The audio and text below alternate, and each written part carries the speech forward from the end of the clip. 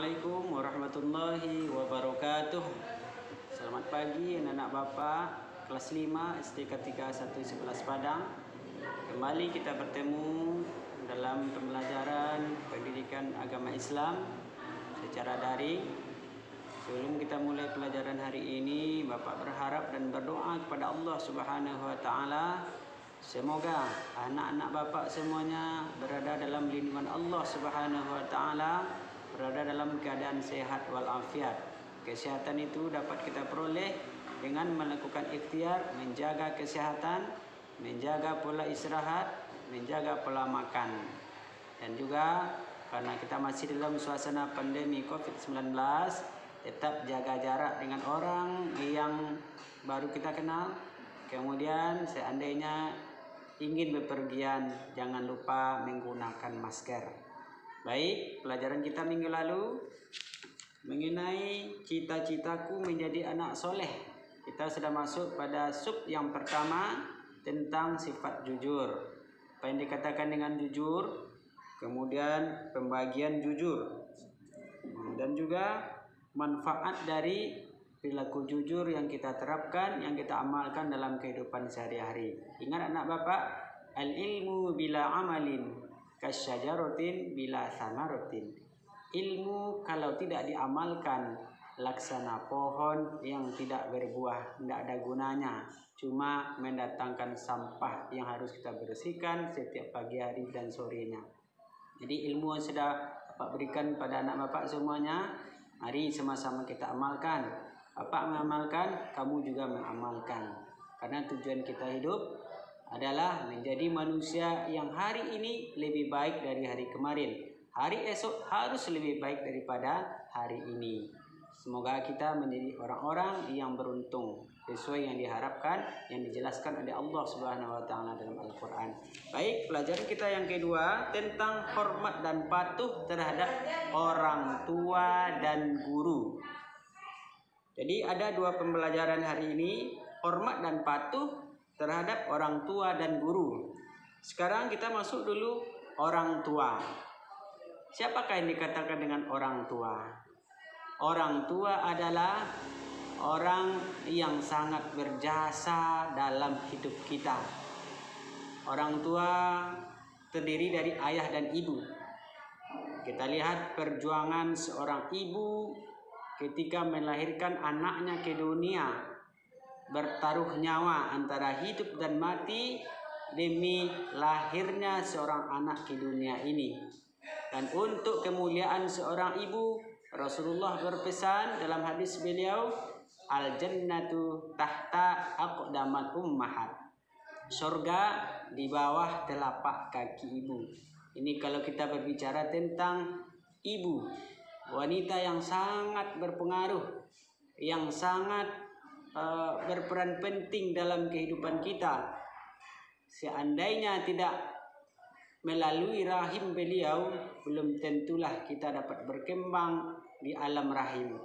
Dan juga seandainya beliau tidak mau melahirkan kita ke dunia ini, tentunya kita tidak akan menjadi manusia seperti yang bisa berjalan saat ini, bisa berbicara, dan bisa melakukan aktivitas sesuai yang kita inginkan.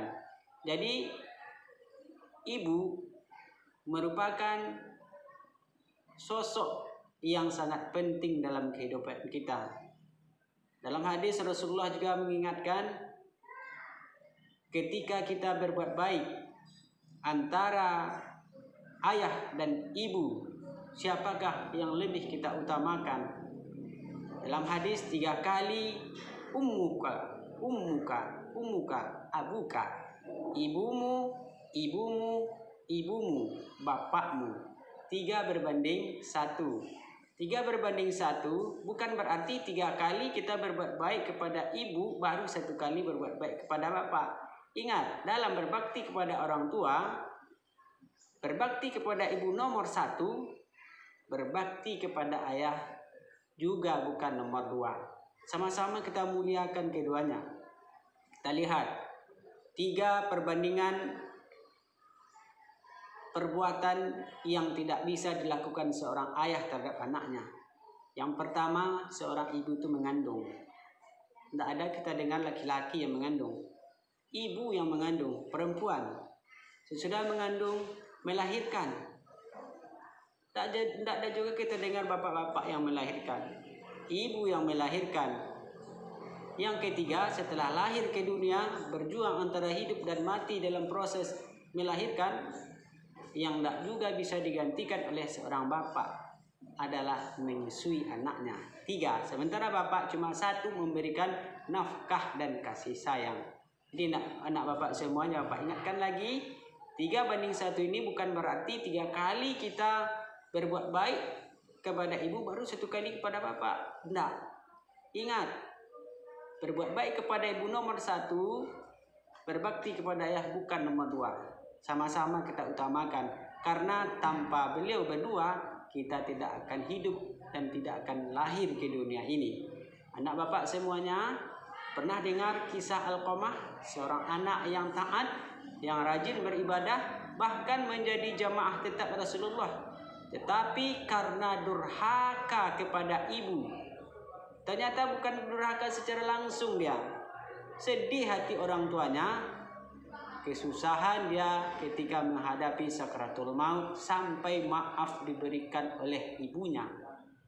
Jadi muliakanlah orang tua, jaga nama baiknya, dan bersikap santun, dan jangan mengecewakan orang tua.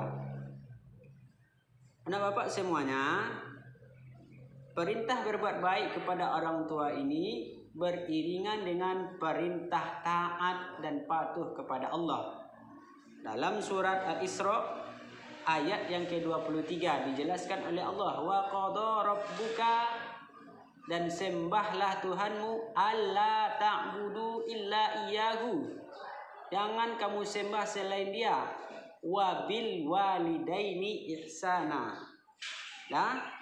dan berbuat baiklah kepada kedua orang tuamu. Ingat, taat kepada Allah, berbuat baik terhadap kedua orang tua, bukan 1 ibu saja, tapi kedua orang tua.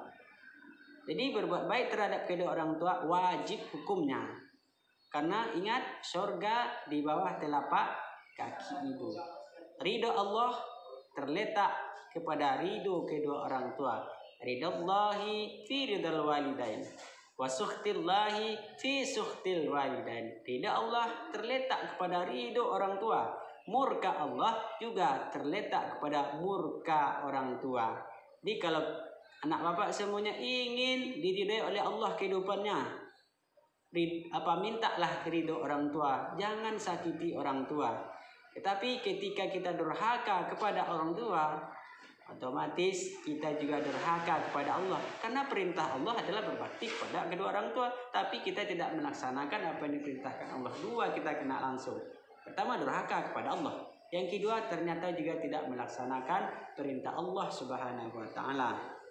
Nah, bapak semuanya, lalu bagaimana cara kita berbuat baik kepada kedua orang tua ketika orang tua yang masih hidup? Nah, jadi cara berbuat baik kepada orang tua itu ada 2. Yang pertama, ketika beliau masih hidup. Yang kedua, ketika beliau sudah meninggal dunia.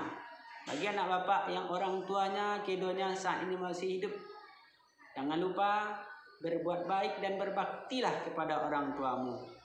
Karena nanti akan datang saatnya ketika orang tuamu tidak ada lagi, akan timbullah penyesalan. Kamu belum sempat begini, belum sempat begini, belum sempat membahagiakan orang tua. Jangan timbul penyesalan di akhir nanti.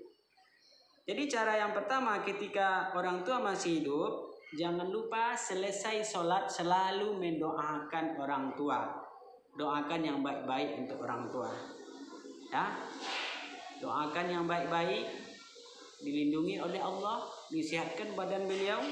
Yang kedua, ketika diberikan perintah atau disuruh oleh orang tua, kerjakan, tinggalkan urusanmu, utamakan perintah kedua orang tuamu.